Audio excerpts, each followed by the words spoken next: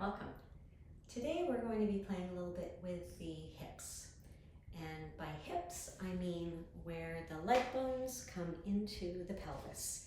So the movement of the leg bone in the pelvis, as opposed to, this part, which we often sometimes call the hips. So the cool thing about the leg bone in the pelvis is that there are a lot of different muscles that crisscross from the pelvis to the leg and farther up to the spine and farther down to the lower leg. So we've got a lot of potential movement in the hips.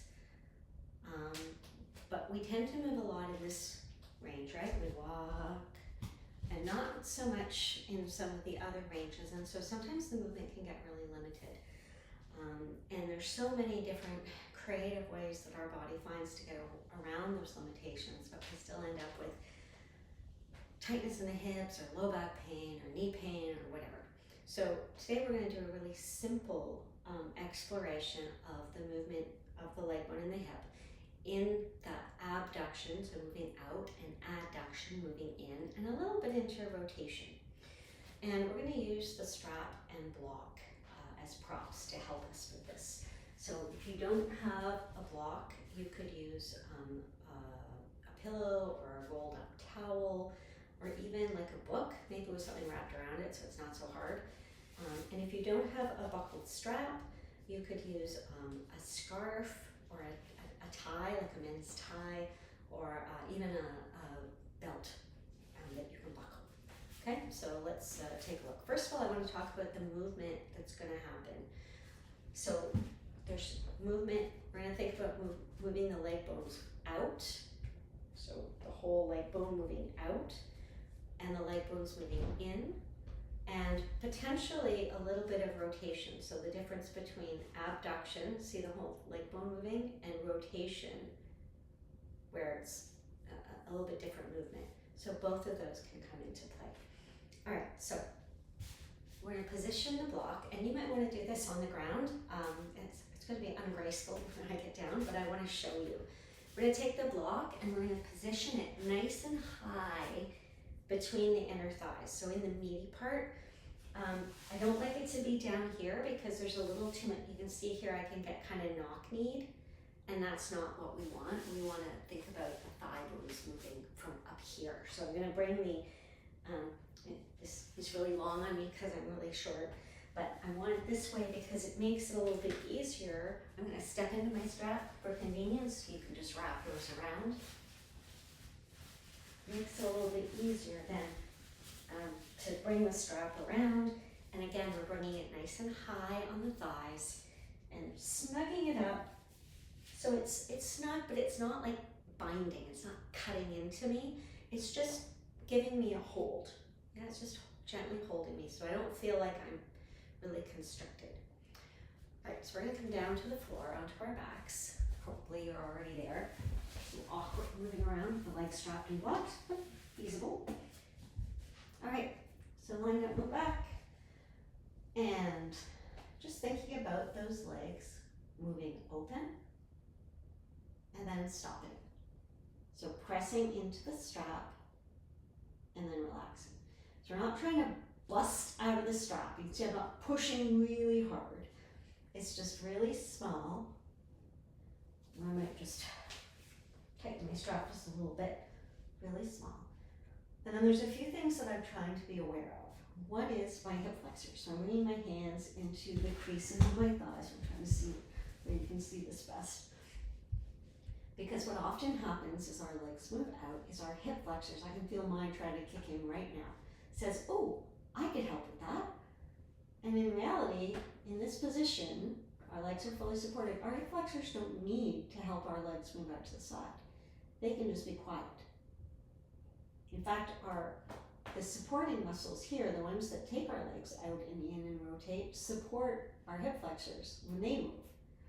So we're going to let those hip flexors just stay quiet as we play with this movement. The other thing we're looking for is the pelvis moving.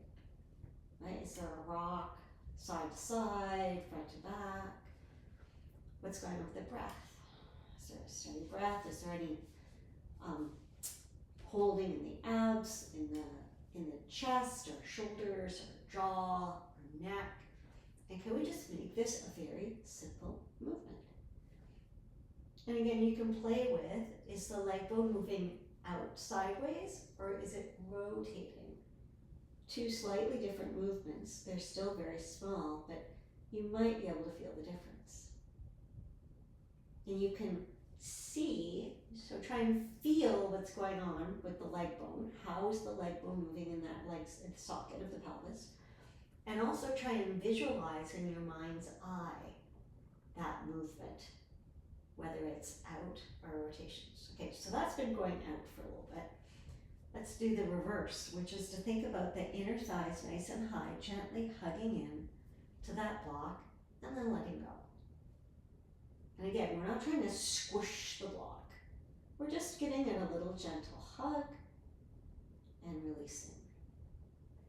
And again, you could think about more rotation or more in, but see if you can really separate those movements. I could tell you that when I was just squeezing in, I suddenly realized that I was always rotating when I squeezed in. Well, that's kind of interesting, right? So now I'm trying to separate those movements. And I'll let that go. Now the other interesting thing I'll tell you while we're down on the floor is with the strap and the block, we're providing additional support, right, to our muscles. Our muscles, generally our muscles provide support for each other. Sometimes a little external support can really be helpful. So from a strap and block position like this, you could play a little bit with bridge.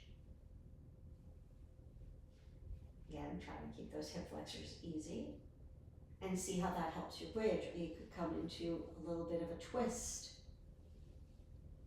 and notice how your twist feels with that extra support. And I'm also going to show you, again, trying to gracefully come to my feet with my legs all strapped and hooked. You can play with this in standing as well. A great option is wall sit. So I'm going to bring my back to the wall and just come down just a little bit. Maybe if I show you sideways too, this will. So I'm not coming way down here. I'm just kind of, I could be here for a little while. Yeah? I'll come back to facing now. And then from here, I can do the same thing, feeling my feet and moving the legs wide and back in. Maybe you might not even be able to see me do this movement because it's quite small. So I move my legs out and back in, or in and back out, nice and easy. Yeah. And then I can play with things like my chair pose, again with this external support. And how does this feel in chair? And actually it can be really fun to try your chair pose or your bridge pose or whatever first, and then add the strap and the block. Maybe play a little bit with strap and block, and then play with strap and block in those positions. And then remove the strap on the block, so the easiest thing, put the block out, and then the strap just falls off. And then you can come back to that pose after and just see if it feels any different. So that's one exploration for your hips. So have fun exploring. Thanks for joining me.